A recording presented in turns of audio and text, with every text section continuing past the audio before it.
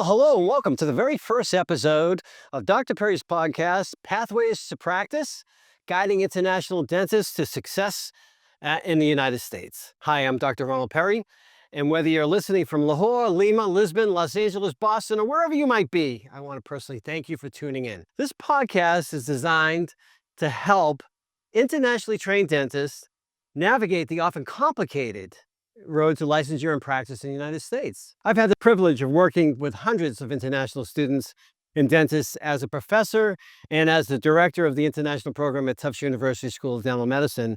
And today, I want to pull back the curtain on something that causes a lot of confusion and stress for applicants. What do international dental programs really look for in a candidate? Well, you've probably heard the usual checklist, the GPA, the INDBE, the the TOEFL score, and all the other things that go around, shadowing, recommendation letters, all of this. All of that matters, but let's make it clear. This is only just the baseline. This is not the end of the story. If you want to stand out, if you really want to be irresistible to admissions, and I think most of you want to be, then you need to show us more. So let's break it down. Let's break it down into segments. Segment one, let's talk about academic competence. And the foundation, it's not the finish line, all right? This is just the beginning. So first things first, yes, academic is important. You got to have the essentials. You got to have, programs want to know that you can succeed in it. They want to know you're going to be successful because most of the programs are very rigorous and they're very constrained as far as time limits. But trust me, we can spot when someone is only awesome on paper and that's it, and they don't have the numbers, but no spark. So you make sure it's just not on paper, that it's truly what it is. So be truthful when you're talking about things.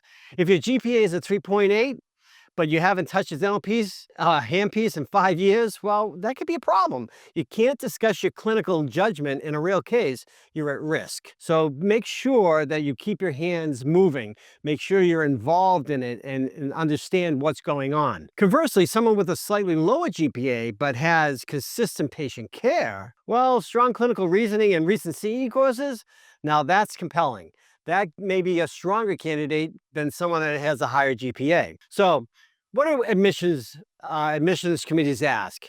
Can this person succeed here? That's what they really want to know, both academically and clinically. And do they have the judgment and maturity to serve patients safely? We want to know, can you be a colleague? Will you be a good addition, not only to the university, but to the profession as a whole? Grades open the door, but they don't seal the deal. So let's talk about segment two, clinical engagement, recency, and relevance. Let's talk clinical currency. You've got to show that your skills aren't stuck in the mud or in the past. If it's been more than a year since you practiced, well, you got to get active, okay? You need to be actively regaining some of those skills. Get those hand skills, motor memory going again.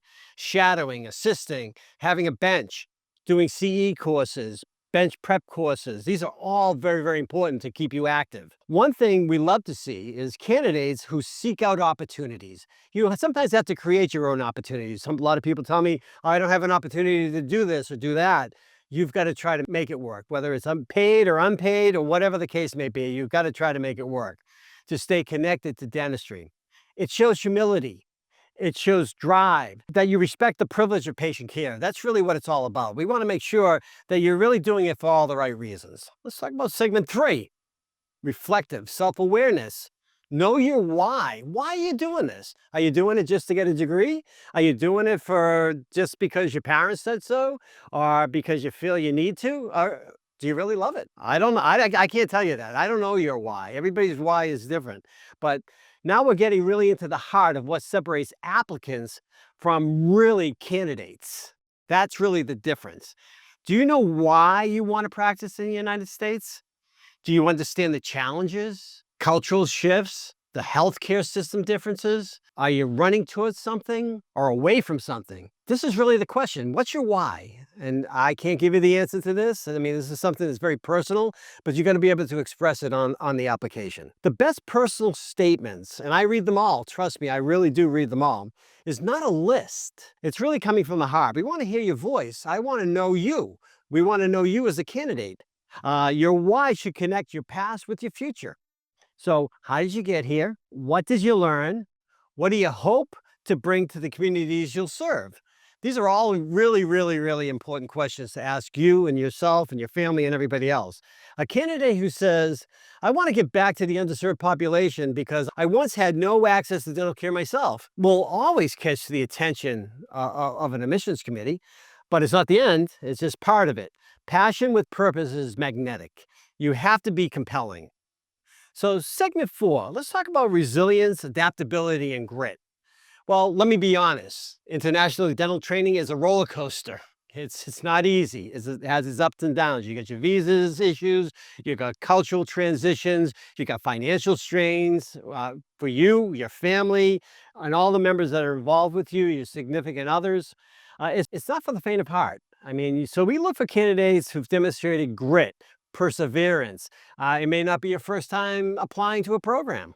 It may not be your last time applying to a program. Have you bounced back from failure? What have you learned from the failure? How does it made you better? How did you adapt to it? How did you overcome it? Did you take a risk and grow from it?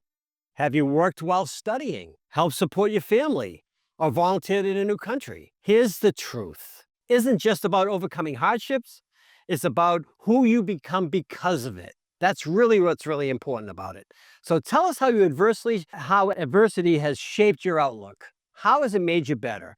That's where character lives, and that's how you have to demonstrate it in your applications and if you have the opportunity to get an interview. So, segment 5, let's talk about service, leadership, and giving back. The U.S. doesn't need more dentists. We need better dentists. We need leaders. We need listeners. We need people that are going to really help grow the society, people who understand the social determinants of health and the real lies behind them.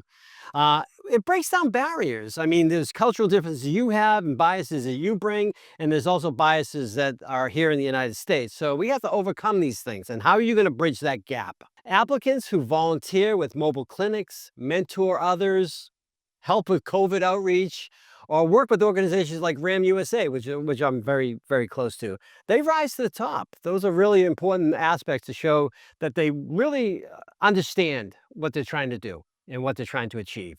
If you want to stand out, show us that you're not just focused on getting in. It's not just get into a dental school, and then get out, get out, get out. What's your future? What's your direction? Tell us your why about giving back. And I think it's really, really important. I think it's going to make you a better dentist. So segment 6, let's talk about letters of recommendation. Let them speak for you.